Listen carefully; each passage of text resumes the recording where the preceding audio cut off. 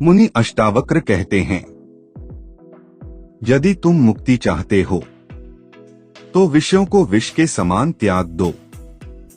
विषय यानी इंद्रिय सुख, भोग, ये दिखने में मधुर लगते हैं, पर अंततः ये मनुष्य को बांध देते हैं।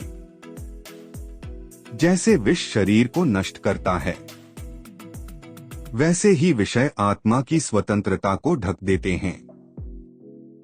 मनुष्य जीवन भर इन्हीं विषयों में उलझा रहता है।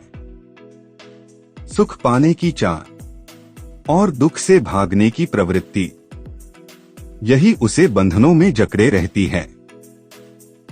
पर अष्टावक्र केवल त्याग की बात नहीं करते। वे कहते हैं, इनकी जगह 5 गुणों को धारण करो। क्षमा यानी क्रोध और कटुता को छोड़ना। जब कोई तुम्हें आहत करे तो उसे क्षमा कर देना, यही क्षमा का सामर्थ्य है। अर्जव यानी सरलता और निष्कपटता। जीवन को सीधा सपाट बनाओ, छल कपट से दूर रहो, यही साधना को गहराई देता है। दया यानी करुणा, संवेदना। जब तुम सब जीवों में अपने को देखो, तभी दया प्रस्फुटित होती है।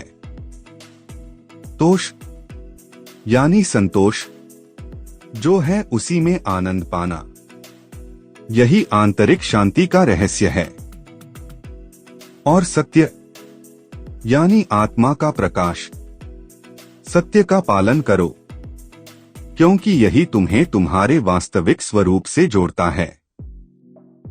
अष्टावक्र कहते हैं, जैसे विष शरीर को नष्ट करता है, वैसे ही विषय आत्मा के ज्ञान को ढकते हैं।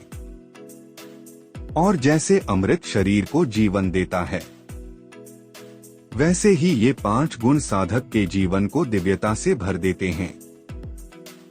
सोचो, यदि मन में क्षमा हो, जीवन में सरलता हो, हृदय में दया हो, दृष्टि में संतोष हो और आचरण में सत्य हो, तो क्या साधक को मुक्ति नहीं मिलेगी? यही तो है अष्टावक्र का संदेश। विषयों को विष मानकर त्यागो और गुणों को अमृत मानकर धारण करो, यही मार्ग है आत्मा की पहचान का। यही है मुक्ति की कुंजी।